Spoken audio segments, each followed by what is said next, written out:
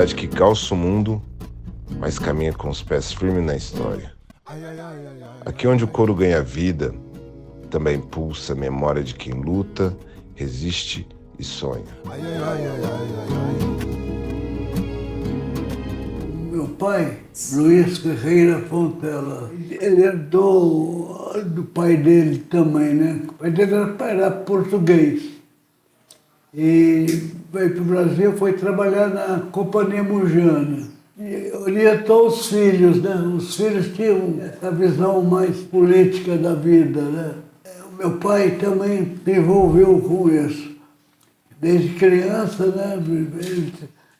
Vendo ali a Companhia Mujana, às vezes a falta de justiça que tinha na companhia, ele pegava o trabalhador e encaminhava o trabalhador para reivindicar os direitos dele. Jana era maquinista, era uma máquina que era movida a lenha, naquela caldeira. Bom tempo aquele da saudade na Mogiana, na estação. Passou por problema, acidente dentro da máquina, que o corpo queimado, ficou muito tempo envolvido com um polo de bananeira, porque queimou todo o corpo, ficou um bom tempo afastado. Mas ele era um homem forte, era difícil, era muito nervoso, é sério. Tinha contato com o Partido Comunista. Em Franca havia alguns companheiros, e esses companheiros se reuniam em casa. Havia períodos assim, de maior pressão, que surgiam greves, né?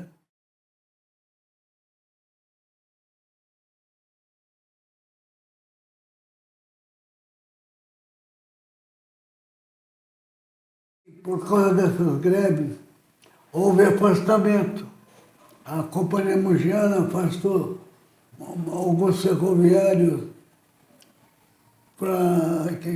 envolvidos na questão política da greve, né?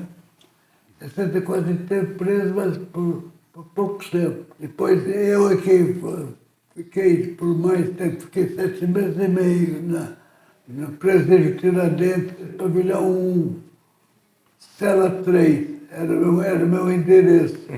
Eu atuava mais com os estudantes, né? Na época tinha o centro acadêmico. Eu fui preso em 70, em fevereiro de 1970.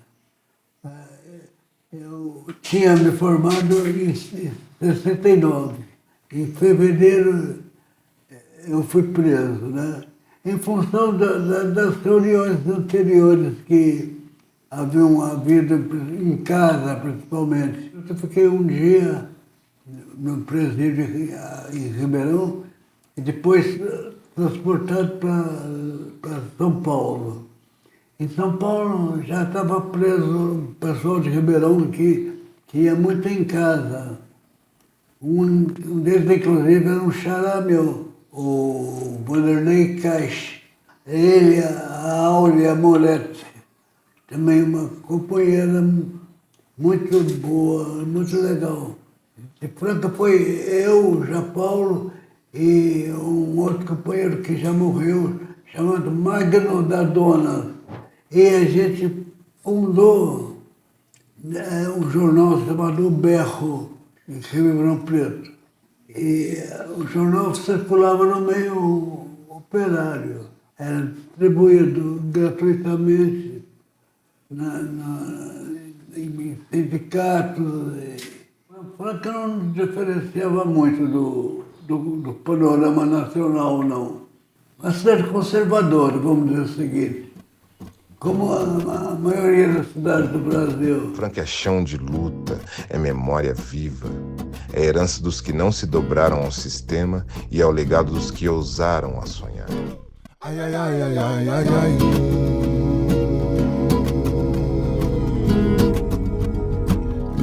Ai, ai, ai, ai, ai, ai. Eu era vicentino. Vicentino formava cesta básica, né? Para as famílias. Aí apareceu o Juca, né? O Juca tomou posse aqui em 67, na paróquia. O Gilson veio com a intenção de formar pastoral. Não foi só pastoral operária, foi várias pastorais. Escondido, com medo mesmo, porque a coisa estava feia, né? A pastoral operária tinha que reunir escondida. As atas, né? E às vezes não punha data e nem assinava. E aí era vizinho desse aqui, aí esse aqui, eu não lembro se foi ele que me arrastou, se foi o padre Juca que me arrastou para a reunião. E aí eu participava da reunião, era ele, eu, o Ademir Turismo participava. Assim, a gente fazia a leitura da Bíblia e fazia a reflexão. Né? Cada um falava o que entendeu, o que não entendeu da Bíblia e tal. Né? Fazia uma discussão básica, vamos dizer assim, mas era escondido. Eu levava panfleto da pastoral operária e deixava no banheiro. Aí o gerente é muito amigo meu, já faleceu. Falou, ó, você fica, você toma cuidado que tem gente que está sabendo. E eu fui mandado embora por causa disso, né? Eu tinha 17 anos de fábrica. Mas assim, uma visão mesmo do que é a luta operária, a exploração, a gente foi vendo depois, estudando. Mas por quê? Por que o Evangelho fala uma coisa, você vive outra? Mas é isso, o Juca batia em cima do Evangelho. O Evangelho liberta a gente, é libertação. Jesus foi operário. O Juca fazia umas homilias na igreja, tempo da ditadura, bem forte, né? Aí ele foi advertido. Falou, muda seu homilia, seu discurso. Porque naquele tempo, era igual hoje, tinha muito dedo duro, certo? Então as pessoas eram dedadas, então você tinha que ter cuidado com o que você falava. E nós reunimos um tempo, ele falou, ó, nós temos que pôr a cabeça de fora, não vai ficar só nisso não. Aí começou primeiro a formar o sindicato sapateiro, que tinha outro presidente, mas não era combativo mesmo, né? Nós ganhamos o sindicato, aí a pastoral tomou força. Foi um barulhão mesmo, custou, eles não acreditaram. Né?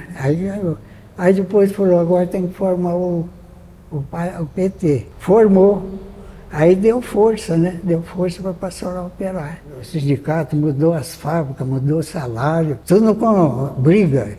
Fazia greve com 4.000 sapateiros, 5.000 sapateiros. O sindicato sapateiro formou depois do sindicato da nossa turma, do servidor público, dos curtumeiros, os motoristas, os bancários também. Os bancários, das domésticas. A luta contra o trabalho infantil, quem começou foi aqui em Franca, foi nós que começamos ela. Porque o que a gente defendia? Que o jovem, até os 14 anos, no mínimo, tinha que estudar. Por quê? Para aprender. Porque acontecia muito acidente com o menor. Vocês proibiram o pessoal trabalhar. Não é que proibiu. A escola é trabalho de escola também, é o trabalho, né? Para a pessoa desenvolver mentalidade, pensamento, o debate, para desenvolver. Mas na época, rapaz, o jornal daqui, esse Comércio da Franca, cara, eles falavam batido que nós estávamos atrapalhando o crescimento da cidade, que nós estávamos... Aí jogaram os pais contra nós. Porque os pais falam, mas meu filho tem que trabalhar, eu que mando nele. Eu falo assim, rapaz, você está desempregado, você que tem que trabalhar. Os comunistas da São Benedito, eu falo, ainda bem que tem padre no meio, viu, nessa nós não. Mas na época era o Fábio, o Jorge, o Rubinho, o Jorge Rubinho era da pastoral, Jairão. O Jairão. Então esse pessoal que foi organizando a chapa, certo? Esse organizando a chapa e tal. É um grupo de pessoas, mas você não sabe quem é quem. Certo? Assim, não podia revelar. Né? A gente conhecia que era. Porque na época. De sapateiro. Se revelasse também a fábrica mandava embora. Mandava embora. Certo? Se mandava embora. Então não podia revelar, você só podia revelar a hora que você registrava a chapa, porque aí você tinha estabilidade. Ela me ensinou o que é politização, o que é consciência e o que não é consciência. Nas ruas marcadas pelo suor dos sapateiros, ouvimos mais do que sons de máquinas. Escutamos o eco das greves, dos gritos por dignidade, das mãos que, mesmo calejadas, se ergueram para exigir respeito.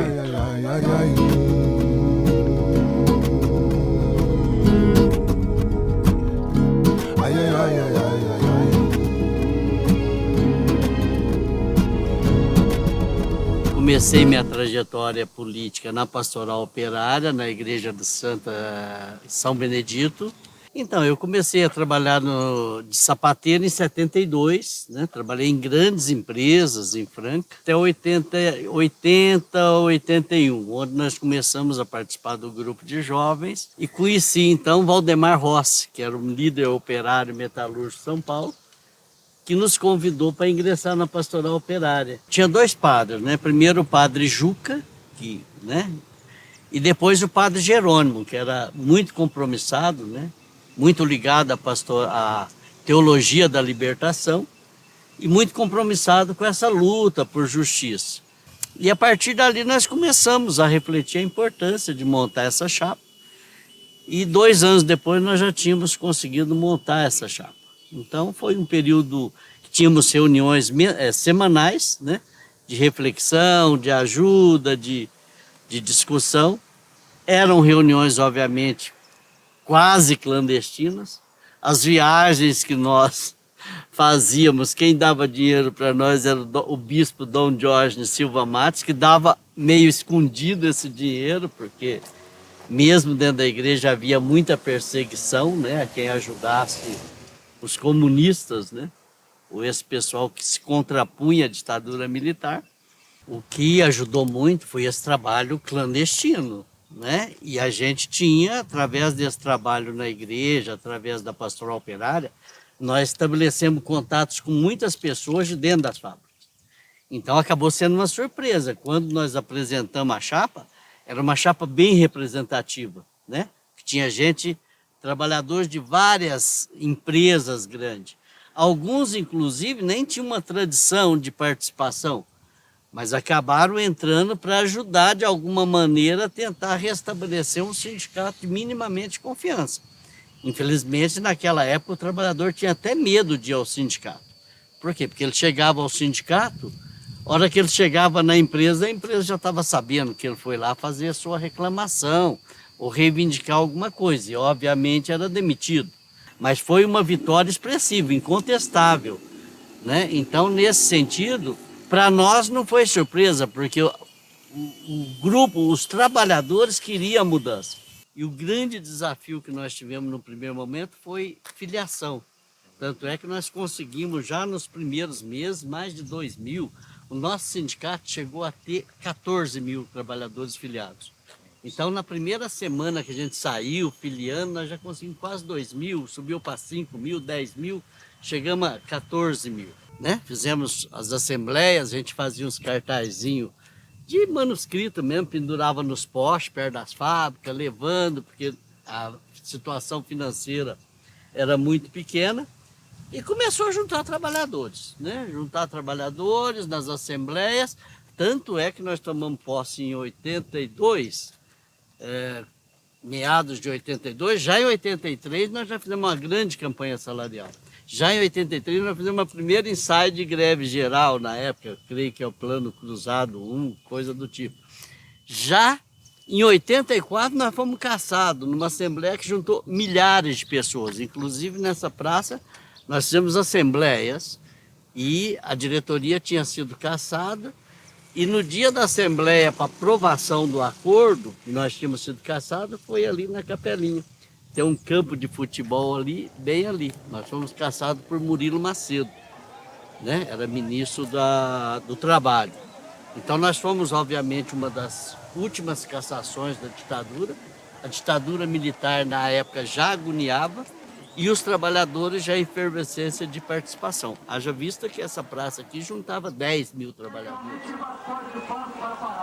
E hoje vamos ter as reuniões desses locais que foram falados.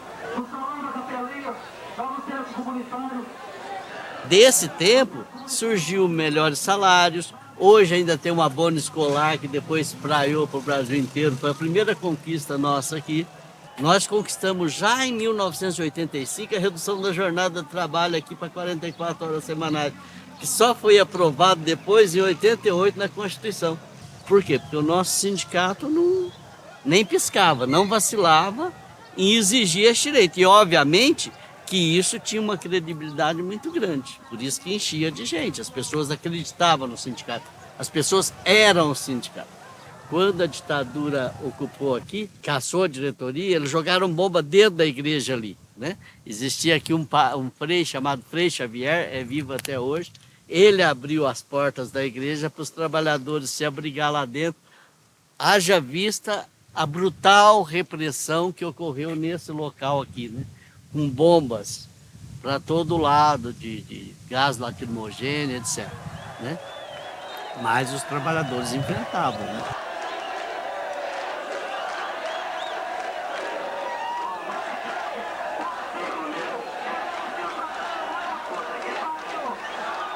O Grupo Sândalo assumiu a Maquer e resolveu fechar a Maquer. Isso em 91, nós estávamos num período muito difícil. O Collor havia aberto a economia de uma maneira que quebrou grande parte das empresas de calçado e parte das empresas de confecção no Brasil. Quando eles decidiram fechar a Maquer, nós fomos saber por quê.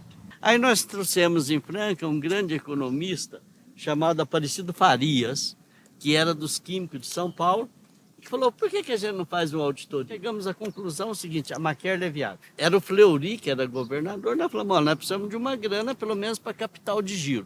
O Fleury acabou dando um fundo perdido, um dinheiro que estava lá parado, e os trabalhadores da Maquer assumiram. Eram mais de 400 trabalhadores.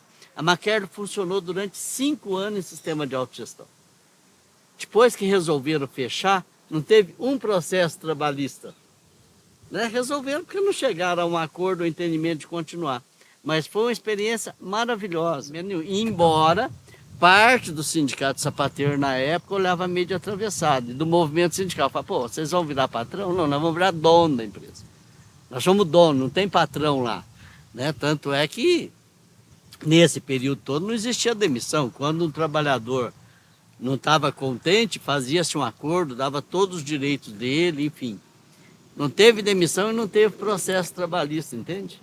Que é uma fábrica de 500 trabalhadores que há 5 anos em processo autogestionado e não ter conflito dessa ordem de capital e trabalho. A cidade de Franca meio que despolitizou muito, né?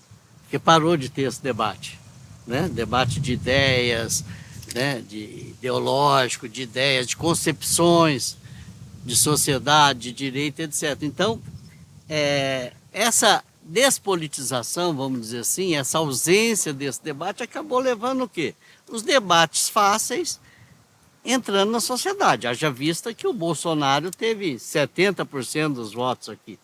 Esse é um sintoma do quê? De uma cidade que parou de debater a vida real.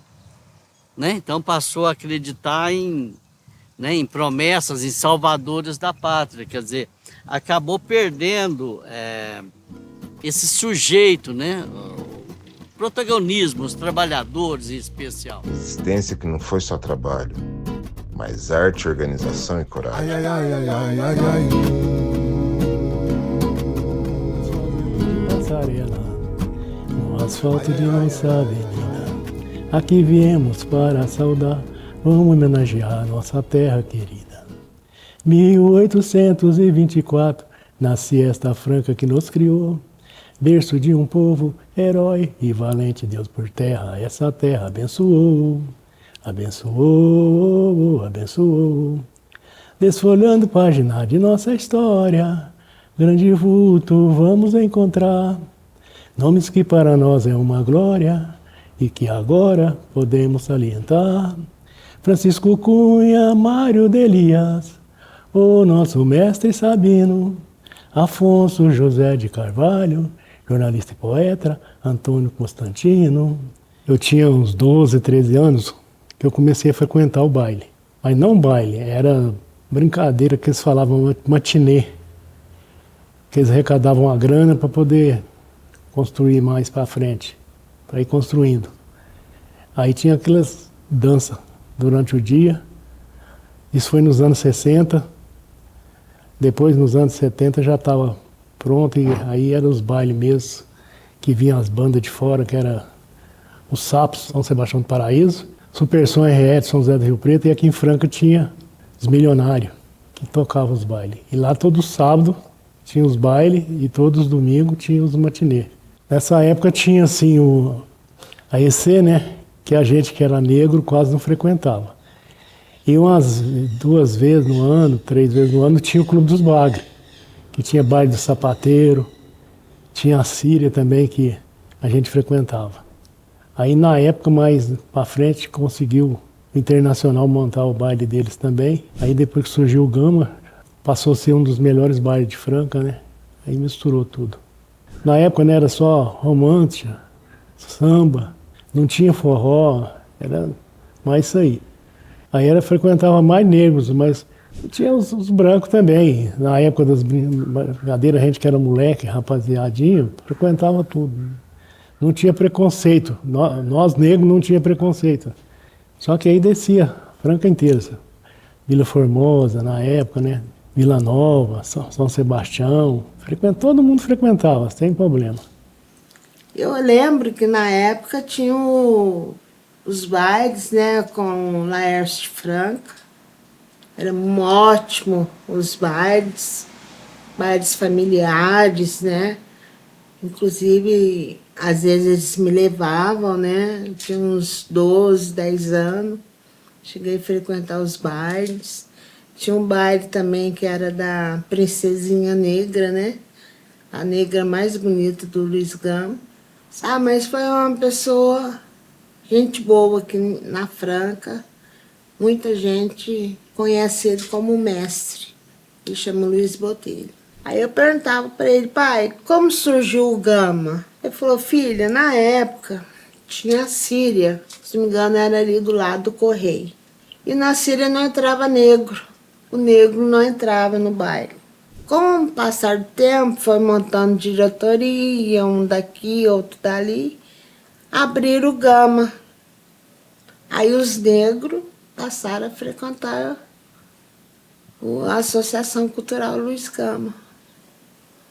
Aí os brancos também queriam frequentar. Meu pai, não, vão entrar também, vão participar do baile com a gente. E foi bom que formou uma união.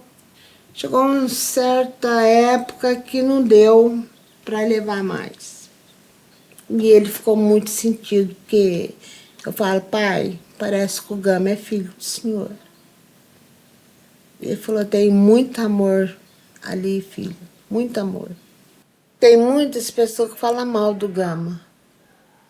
O Gama era isso, era aquilo outro. Eu falei, gente, não era. Vocês deveriam ter frequentado o Gama, ter conhecido mais o Gama,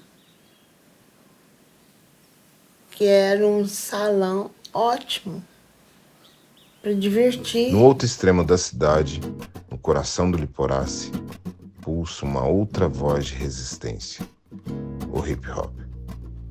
Poesia urbana que rompe muros e desenha novos horizontes.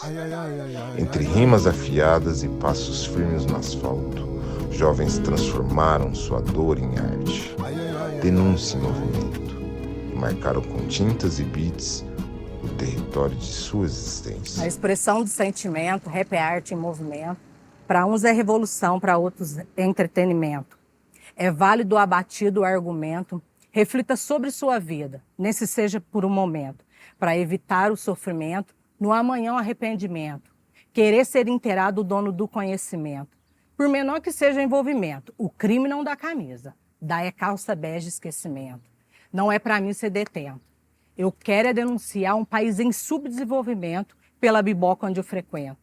Críticas, elogio, reconhecimento do talento. Cartaz no poste MZS, entrada 1 quilo de alimento. Anos 80, né? Começou mesmo com a Big Black, né? Finado Chacrinha. Foi um dos percussores também desse movimento, porque ele ajudou muito, que ele veio de São Paulo para cá, trazendo as novidades para nós, né? Que a gente não tinha acesso aos vinis da época, né? A gente não tinha o conhecimento, né? Trouxe esse espírito dos bailes para a cidade de Franca através dos seus discos, através dos seus bailes, contagiou pessoas da comunidade como o Flauster, como o Carrapicho, Rapper Caos, Jeff Maia. E juntamente com o governo do estado e o CDHU na época, né, a Sandra e o Fanã, que foi um dos idealizadores desse projeto hip hop, que quando a gente veio para o Leporás, que disponibilizavam uma verba, né, colocava palco, a gente era meio precário de equipamento ainda, a gente não tinha os toca-discos. Aí trouxemos o movimento para cá, a gente fazia o rap aqui, o pessoal fica dançando, via o pessoal da skate, o pessoal da bicicross, o pessoal que andava de bike. Então era uma coisa muito bacana nessa época, né? E quando nós chegamos aqui no poliesportivo para fazer o rap, tipo, impactou, né? Era um negócio, o bairro não tinha nada, então o pessoal saía de casa e vinha todo mundo para cá. Então, eles faziam alguns eventos ali no Poli também. E rolavam uns rap pesados, assim, a massa dançando junto, assim, e mangueira de água, tchá, parecia aqueles bagulho gringos, assim. Foi ficando tão bacana, nós chegamos a fazer todos os finais de semana, né? Porque o pessoal falou, que dia que vai ter um movimento lá? A gente na época tinha rádios pirata até, né? As rádios davam apoio para nós, né? Divulgavam o nosso projeto. Tinha o Rap Boys, tinha o Visão Consciente. Né? Então, em 93, eu comecei aí com os parceiros SD, Tchuca, quem mais? Rapper Caos. Depois eu fui encontrar o Jeff Maia e o outro parceiro, DJ Nobre. Aí a gente formou o grupo de rap Visão Consciente, que a gente teve a oportunidade para estar gravando o primeiro CD do gênero rap da cidade de Franca. E como a gente, na época, não tinha internet, a gente fazia esse trabalho de base, que era ir nas periferias, fazer o show, divulgar através de letras de música. Ó, eu tô com a letra que vai sair no CD. A hora que eu for cantar, você acompanha ela lendo ela. Aí depois, mais pra frente, as coisas foram evoluindo. Aí veio o Elias. Eu fui me aproximando do hip hop, assim. Em 96, 98 eu já cantava um rap já. Em 2000 eu lancei meu primeiro CD. Paralelo a isso, assim, o basquete de rua, o hip hop, e também já comecei a participar do Condecon, que é o Conselho da Comunidade Negra de Franca, sabe? O trabalho que eu iniciei lá atrás com um grupo de rap Visão Consciente sempre trabalhou nessa caminhada de rap de mensagem. A intenção de ficar próximo da vida das pessoas. A não violência trabalha a conscientização, a possibilidade da pessoa ter uma formação. Eu tenho uma frase numa das músicas que falo: nascemos para ser quebrador de tabus. Ou seja, nada vai ser fácil. Nunca foi fácil, ainda mais para a gente da periferia. Entendendo o que é letramento racial, o hip hop me deu isso muito tempo antes de eu saber o que era essa palavra, antes dessa palavra cair em uso, né? Então, o hip hop ensinava a gente como se portar nos lugares, como pensar diante de ações, inclusive canalizava até o nosso ódio, assim, pra gente entender quem que, sabe? Falando sobre os temas que a gente se falava na época, tinha muita briga de gangue, né? Também violência policial, tudo estava muito presente. E era o que se falava nas letras ali. Então, o Leporás era um bairro, assim, por ser um bairro de início, né? Era bom, era gostoso, mas também um pouco, como se por ser periferia, né? Tem seus prós e seus contras. Depois veio o tempo da pavimentação, a urbanização do próprio Leporás, né? E o crescimento dos bairros, das vilas adjacentes ao Leporás, porque hoje aqui é uma comunidade grande. O pessoal ia muito para os bailes, né? Tipo a EC, tinha o som na EC, tinha contramão, tinha embalos, a raio laser, mas o bairro já estava começando a ser um pouco violento, né? O problema maior naquela época era essa rivalidade entre bairros. entendeu?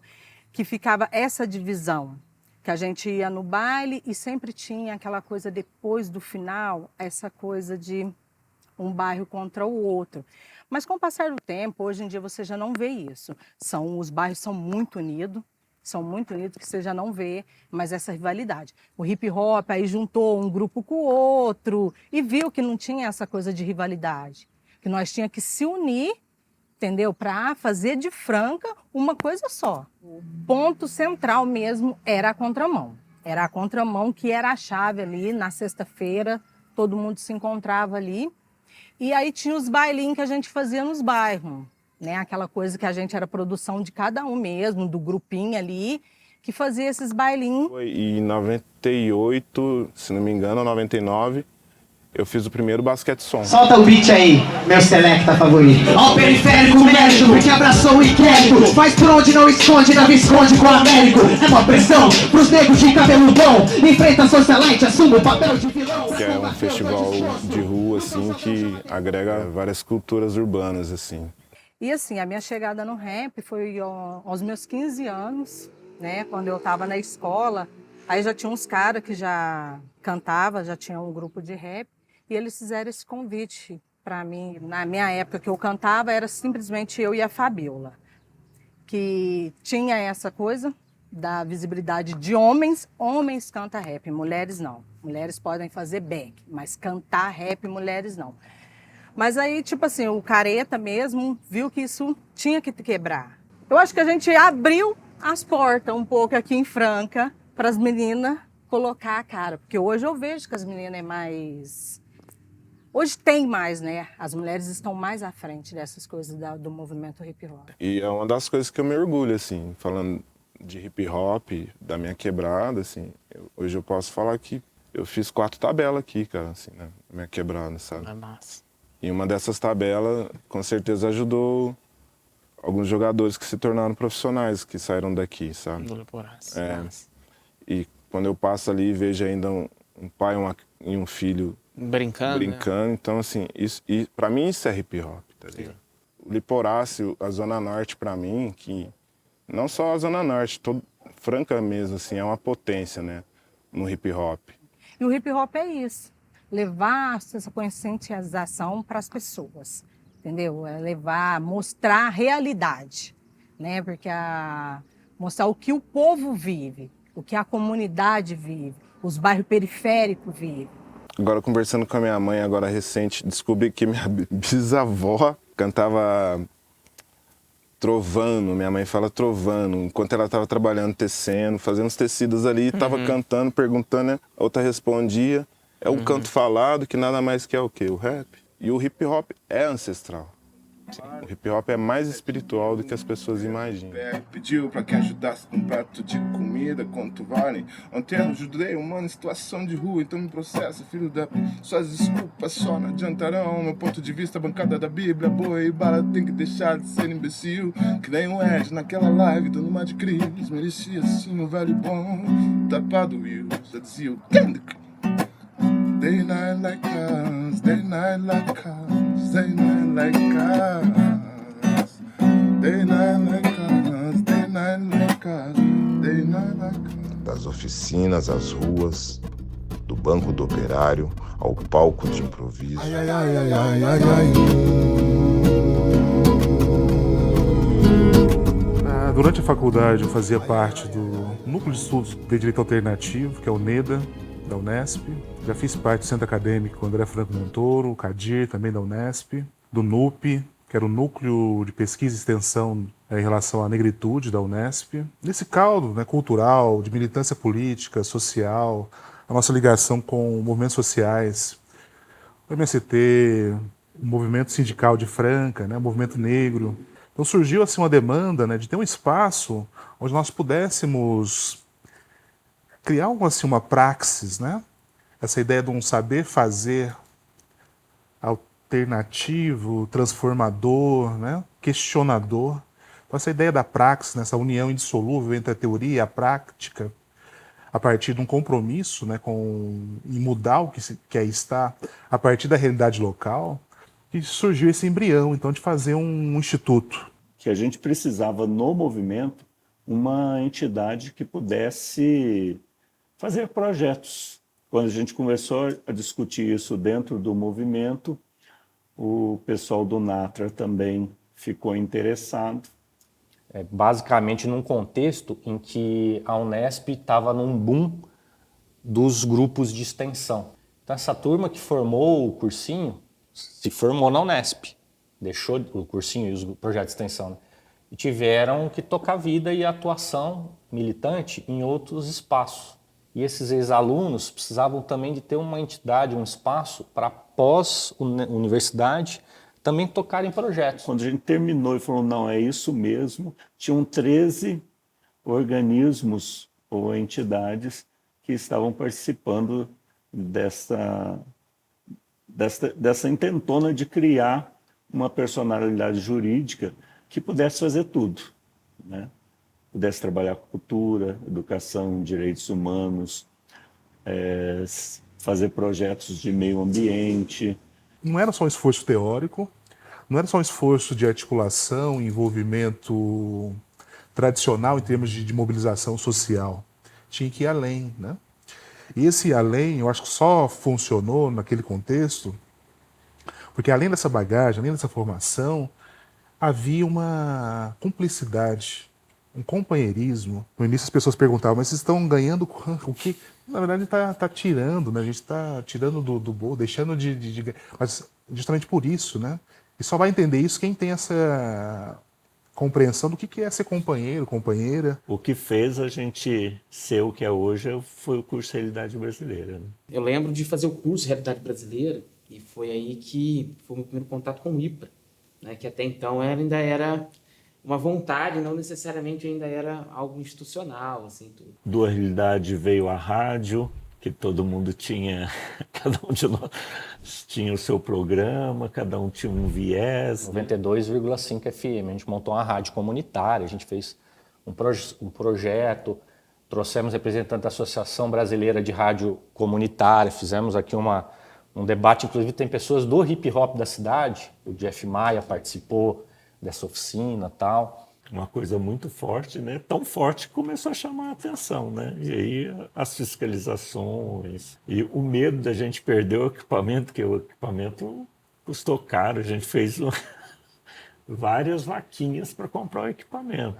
Daquela primeira gestão, muitos não eram daqui de Franca, né? Tomaram rumo aí depois da conclusão de estavam fazendo aqui, graduação, pós-graduação. Alguns faleceram nesse processo, né? Fininho, Rob.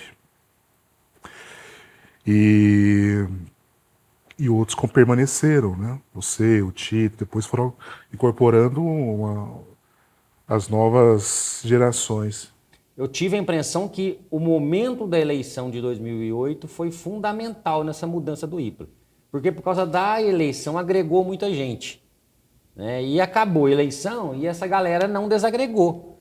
Aí arrumaram o apartamento aqui. Aí montou o cursinho, lá era a sede. A gente começou a ganhar muito livros, criamos uma biblioteca.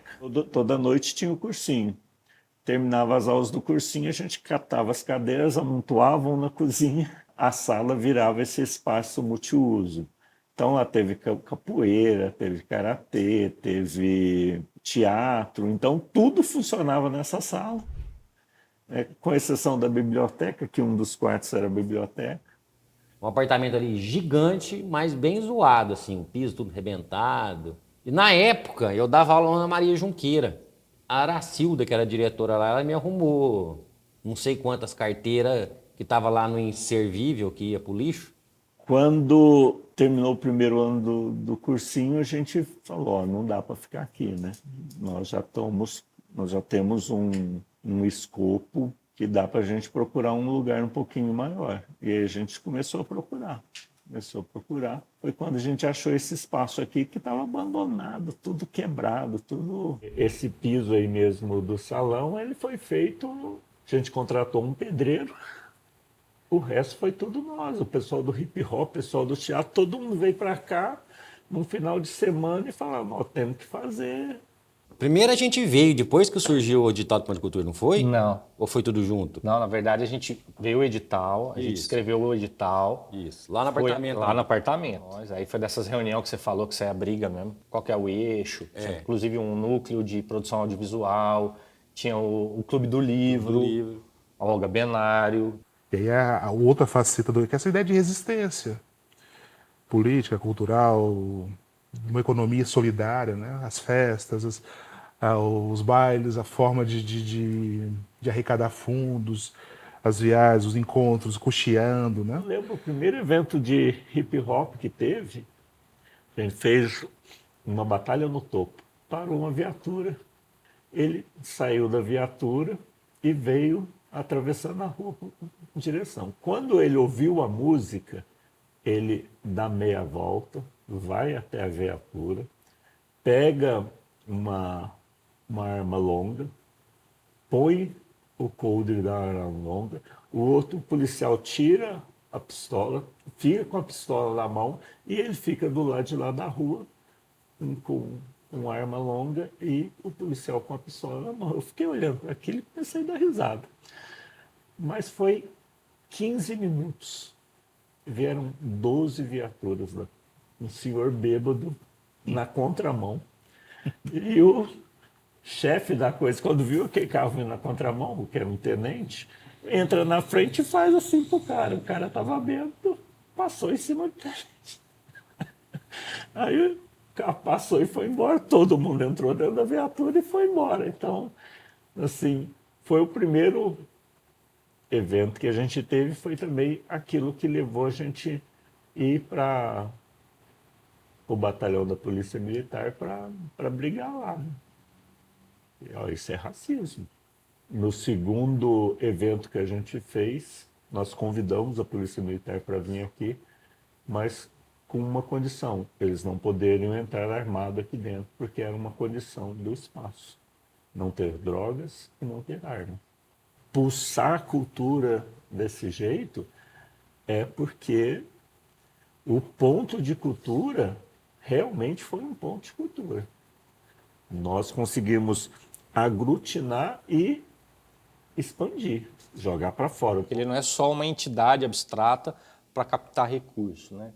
Ela tem uma orientação ideológica. Você vê que o Estatuto do IPRA é um estatuto que a gente pode dizer que é um estatuto socialista. Ele afirma isso no seu estatuto, como seu princípio, uma nova organização social, sociopolítica, econômica. Então ele teve um papel cultural, educacional, Instituto Praxis, de educação e cultura, articulado com movimentos políticos, movimentos sociais, né, da cidade, que veja, o IPRA ele é suprapartidário, ele não é apartidário, quer dizer, ele acolhe diferentes partidos, né, mas numa perspectiva de esquerda, né? Mas, sobretudo, ele tem uma perspectiva política de transformação. Quando você olha o tanto de pessoas que passou por aqui, o tanto de vidas que isso aqui transformou. Não, porque como você vai falar com uma menina do ensino médio, numa escola pública, passa numa federal de medicina, igual aconteceu aqui, mais de um caso, como você vai falar que o IPA não transformou? Né? E a mesma coisa acontece no concurso público, os laços de amizade que a gente criou. Né? Quer dizer, como é que você vai falar? Franca merece o IPRA com uma sede própria, na minha opinião. Porque o IPRA é um incubador de grupos e projetos, né? De muitos grupos que passaram por aqui, que não tinham sede. Você mesmo, né, veio com o MTD. Né? Tem foto aqui, por exemplo, da Ana Araújo, que era do Grupo Ato, com carriola carregando cimento e bloco. Quando os grupos crescem, quando as coisas acontecem, esses grupos criam CNPJs próprios, vão buscar editais, etc., etc., eles já estão estruturados. Mas eles existem porque eles passaram por aqui, porque tiveram essa condição de atuação aqui. Você ter um espaço desse, manter um espaço desse, conseguir dar vazão às iniciativas que vêm sendo dadas desde então. Então é um fator de celebração. Celebração a partir dessa resistência. Né? Esse é o retrato de uma cidade que não se cala. Ai, ai, ai, ai, ai, ai.